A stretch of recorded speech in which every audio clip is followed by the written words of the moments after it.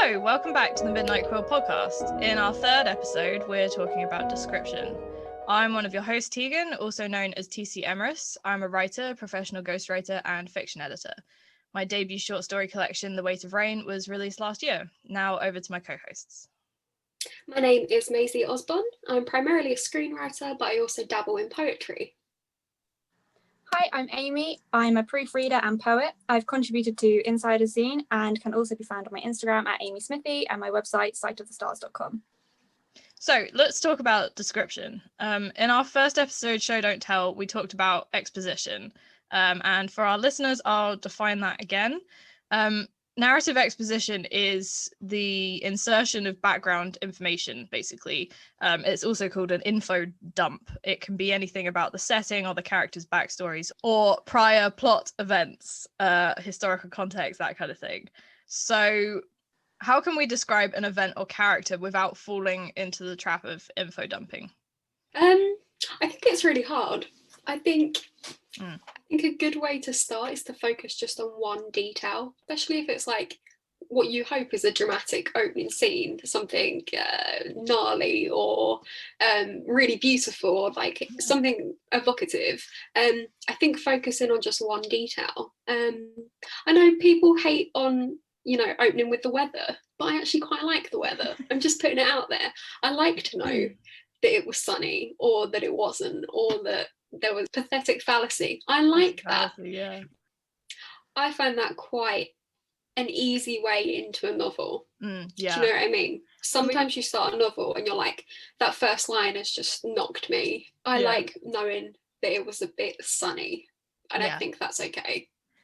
I have to agree with that, but only because my book is literally called The Weight of Rain, and it's all about it raining and people being sad, and so I have to agree. I like to think of it like the beginning of Mrs. Dalloway, where there's that huge, beautiful section through London of all that description and all these beautiful images, but like they're not for no reason.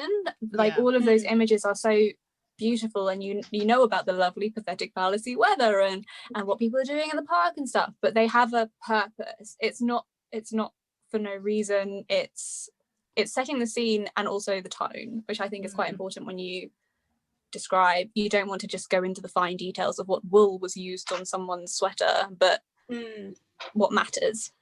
Absolutely. I think that's really important. It has to have a reason to be there, to not be like an info dump, basically. Yeah. So that leads me on to the next thing I wanted to talk about, which is describing characters. A beginner's tendency might be just to list their character's features on introduction, which is something that I find really frustrating. So you introduce your main character. She had brown hair, blue eyes, and was tall. This is obviously not very engaging. So how can we pepper the image of a character throughout the story? Or do you think maybe it's not necessary to describe a character's physicality? I feel like the great joy of reading is that despite what is written, you're still in control as a reader. So even if a writer tells me that the character's got blonde hair, I don't have to believe that. Like that's your right as a reader. You don't have to believe or agree with anything. And also, platinum, ashy, I need the finer detail. Which I guess comes back to Roland Barthes. If you want to talk about it as like criticism theory, which every English student of university level has probably had to read Roland Barthes, and rightly so. Like it's a cracking essay. But it is true. At what point is description, unnecessary? So for our listeners, Roland Barthes wrote an essay called The Death of the Author, which is a sort of heavily leaned upon essay about authorial intent and whether the reader can sort of make up their own mind, or it's a really interesting read. So if you haven't read it, go and check it out. You might find that it influences the way you write and read. I think just hopping on the back of what Maisy said about imagining hair color and stuff, so much of the time, like, I don't imagine a fully forward person. If I'm picturing the scene in my mind, it's kind of almost like hazy. It doesn't matter those fine details. The descriptors that I personally as a reader and a writer that I enjoy are the ones that inform like their actions or like why they've done it in a certain way. Like thinking back to like GCSEs when like you read about like Lenny and stuff, and like he's strong, and that has an impact on the way he does things, the way he touches things, the way he lifts things and stuff like that. Like that's what I find interesting about like character description, not how curly her hair was or how nice his beard was.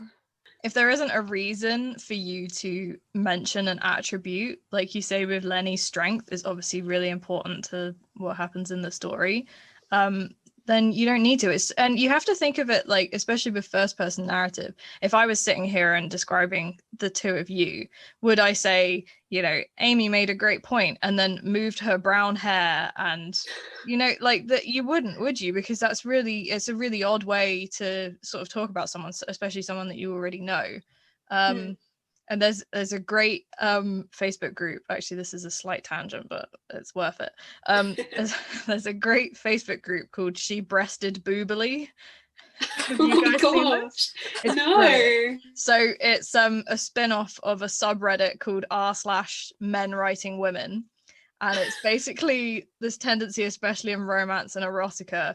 But even like in sort of literary classics, we find these quotes as well of men being like, she walked into a room, her breasts bouncing or something, and you just think that's just not necessary to describe that. So why have you?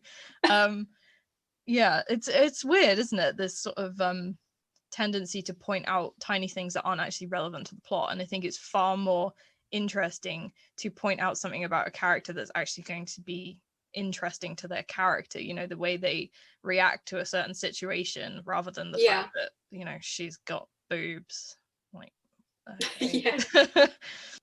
Okay, so let's talk about metaphors. Do you think there's a place for metaphors in prose as well as poetry, and what goes right and wrong with them? I think there's a place for everything, genuinely. I know that sounds really naff. I think there shouldn't be rules. There are just traditions. There's traditions of writing. I just feel like writing should be brutal and beautiful. Do you know what I mean? That's all it is. It doesn't matter how you get to that conclusion. It just needs to be good. That's lovely. I like that. Thanks. I just thought.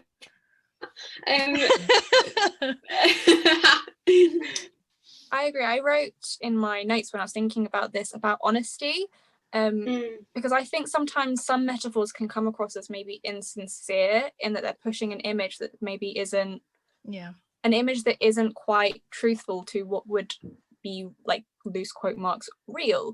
I think as long as the metaphor or the simile you're using is trying to convey something that feels like natural, feels right, feels like it's reflecting what you want it to, as long as the metaphor or the simile is really authentic and crisp and sharp, that image will come through, whether that's in prose or in poetry. I think it has the opportunity to be really beautiful. Completely agree with that.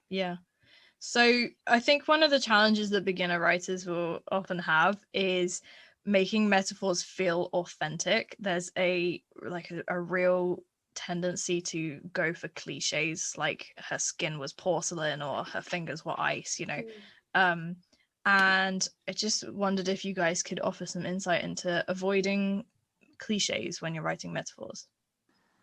For me, when I use metaphors and similes, I kind of try and think of it as like a route to like an idea or like an abstract. So if that metaphor or simile I'm using is overused, it's guiding you to a specific thing that might not be quite what you're wanting. I think something that can really help with using those kind of techniques is try and think outside the box, almost think of what's the complete opposite of it and how can I use that, what's something I can absolutely twist on its head, or something that's so specific and so unique that it feels new and true to what I want to say. That's a really good point. Yeah, I like that. I think the other thing that's important to remember that a lot of people forget, especially when they're just starting out, is that the first draft of any sentence you write, including a metaphor, is just the first draft, and it should be changed along the way. So if you write a cliche metaphor like her fingers were ice, then that's okay. You can come back later and change it up, you know, that's fine. I think it's really important to let your writing be bad at first. I think it's important just to get it down, and if it is a cliche, okay, let's dissect that later. Let's deal with that. That's a future me problem. But at least I got it done. editing me can worry about that. I think it's something that we're going to come back to in one of our future episodes. We're going to talk about self-editing with Maddie, one of our co-hosts, and your editor, Anelli. You can find her on Instagram. Both are editors just like me. We're going to be talking about how you can edit your own stuff and then send it to an editor as well, because you need the feedback. Yeah. So we've talked a little bit about metaphors. Let's talk a bit about similes now. I'm going to give the definition for any of our listeners who don't know. So a simile is saying that something is like something else, whereas a metaphor is saying that something is something else. So what are some reasons that we should choose similes over metaphors, or vice versa? What's the difference in using them in description, basically? I feel like a simile is a little bit more passive. You're saying it's not this thing, but it's like this thing. That it, you know, whereas a metaphor for me is a little bit more take it or leave it. It's, you can interpret it as you want, and the level, to the degree to which you agree with it being what it's saying is, again, comes back to Roland Barthes. It's like you decide as the reader whether you agree with it, you know. So I was reading up a little bit about similes and metaphors yesterday, as you do, just, you know, casual Friday afternoon stuff.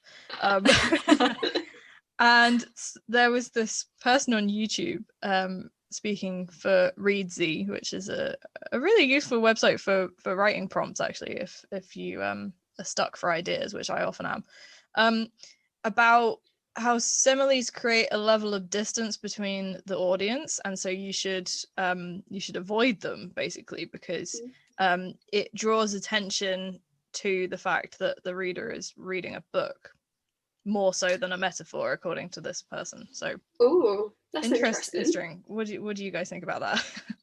I don't know if I agree. Yeah. But personally, when I read a simile, I kind of take it more like flexibly, in that like take it or leave it sense, but also in like it's obviously not that. It's very clearly not what you're referring to, so it helps me visualize it more as if it is real, personally, because you have like a different point to compare it to than as if it was pure description describing the way someone moved or the way someone's hair is. I think personally maybe I'd find that more fictiony than just reading a comparison. I do see what they mean. I think it's that sort of it takes you back to school almost, and you're sort of watching out for the simile. Have the feeling of like, this is a device. Yes. Yeah. I think that's what they meant. But I agree with you that I think it all comes down to how subtly you do it, really, doesn't it? If it's the only thing you've got to say about this character in the moment, and like we said earlier, it doesn't have a reason, you know.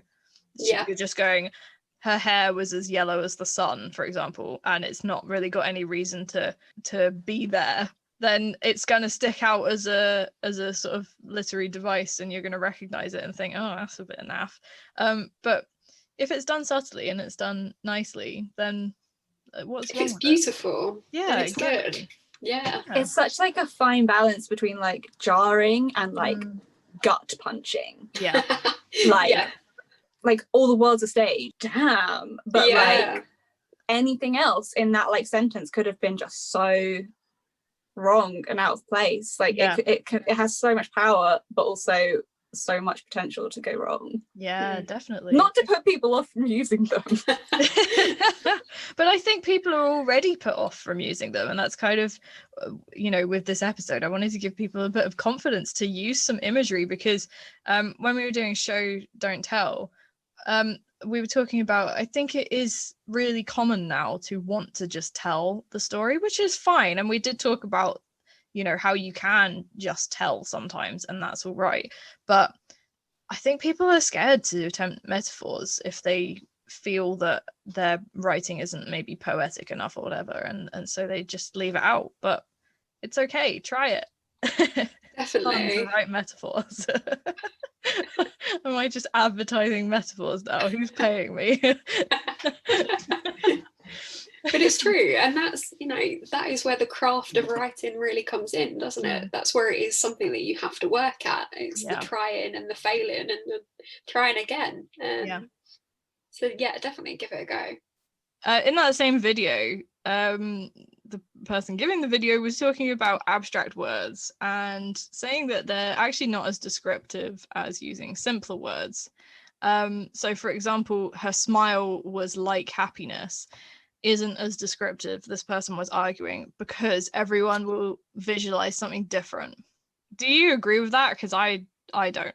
I think it's bollocks. I agree. Because it really does come back down to that thing of you are the reader, you are in control when you are reading that book. What the author meant is nothing. It don't matter anymore. It's gone. Especially if they're dead, you know, it's really gone. So, you know, I think sometimes abstract words make for stronger imagery, and that is what you are trying to portray in a book or a poetry, anything, you know. So no, I don't think I agree with that very much. I think sometimes using an abstract like that can push characterization even further, because what happiness might be to you is one thing, but what happiness is to that character and why that smile is like happiness to that character could be really exposing of like a part of them. I think that's possibly more interesting than a more precise simile, maybe.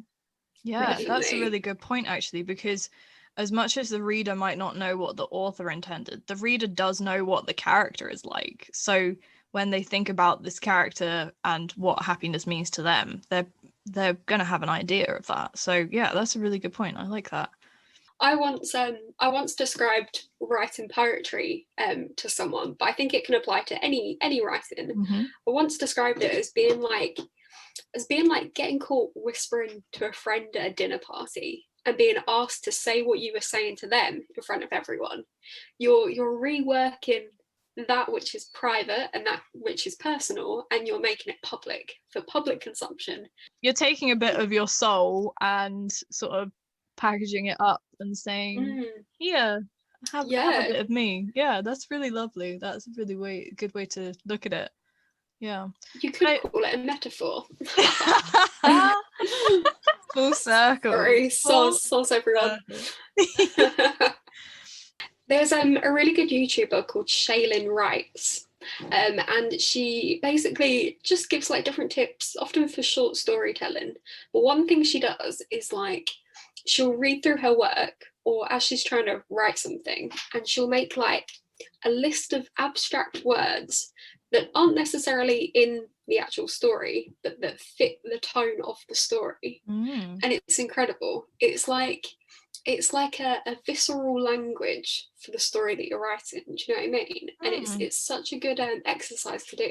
So I'd recommend checking her out. It's know your story on a different level, not just plot, not just characterization, but tone. And I think sometimes that can really, I think it can really elevate your storytelling, whether in prose or poetry or anything really. Yeah, I agree. It's like making a linguistic Pinterest board. Yeah, right. A mood board of words. I love that. Yeah. I like it. That's a really cool exercise. I think that brings us nicely to our final talking point of the day. Good description invokes the senses, I think. What are some techniques for invoking the senses without relying on the cliches that we've talked about earlier?